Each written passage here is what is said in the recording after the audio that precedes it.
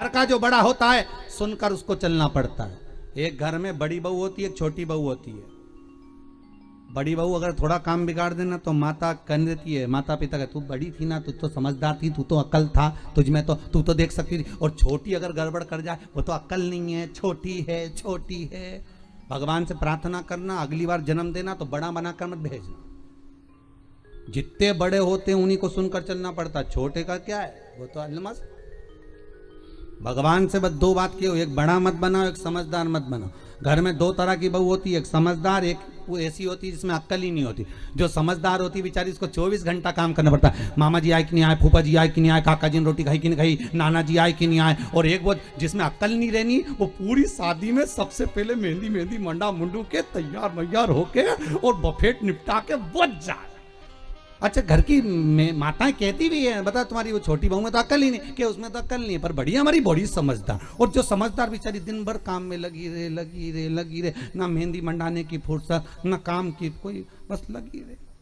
भगवान से कहना बड़े मत बनाना, इतने बड़े मत बनाओ कि हम कामों में उलझे रह जाए, हमें छोटा बना दो।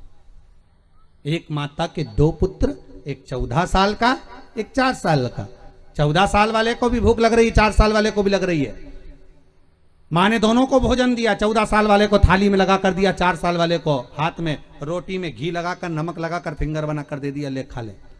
14 साल का बेटा एक जगह पर बैठकर भोजन कर रहा है, 4 साल का बेटा माता का पल्लू पकड़कर जा रहा है। जहां माँ जाती है, माँ पीछे पीछे जाते जाते भोजन करता जाता है। भगवान से कहना, भगवान हमें 14 साल के बेटे जैसा बड़ा मत बनाना कि एक जगह बैठकर हम भजन कर लें, हमें 4 साल के बेटे जैसा छोटा सा बनाना, चलते फिरते तेरा भजन कर लें और तेरे धाम में पहुंच जाएं, ऐसी कृपा करना। बहुत छोटा बनाना, हमें बड़ा नहीं बनना, हमें छोटा बनना। जितना छोटा बनाओगे उतना हम सुखी रहे, उतना हम आनंदित। शिव कथा कह, शिव महापुराण की कथा कह। भगवान विष पी गए, मेरी जगत जननी जगदम्बा को लगा कि मेरा पति विष पी रहा है। आद्य शक्ति जगदम्बा कंठ में पहुंच गई। मां कालरात्रि, मां कुष्मांडा, मां ब्रह्मचारिणी, मां स्कंदा, मां कात्यायनी, मां सिद्धात्री, मां ब्रह्मचारिणी भगवान के कंठ में पहुंच गई और माता ने उस हलाहल विष को अपने भगवान शिव के गले में ही रख दिया, नीचे नहीं उतरने दिया। ये धर्म पत्नी होती है।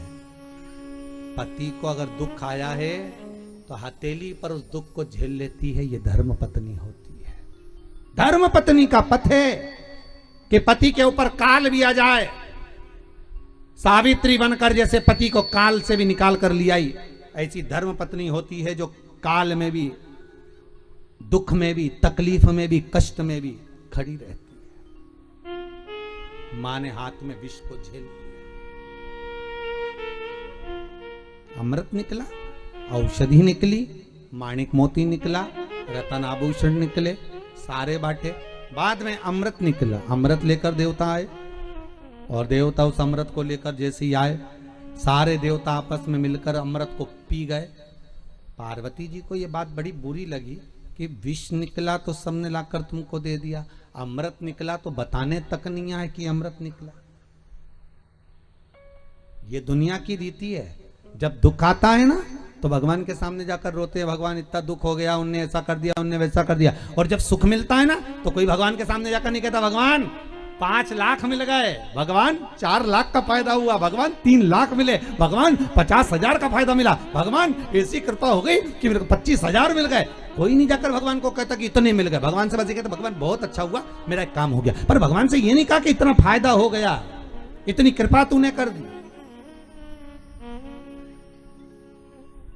इतनी दया तूने करी है। ये दया कम नहीं है।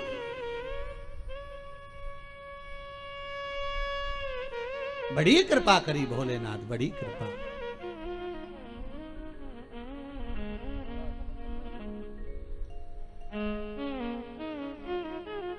बड़ी दया है।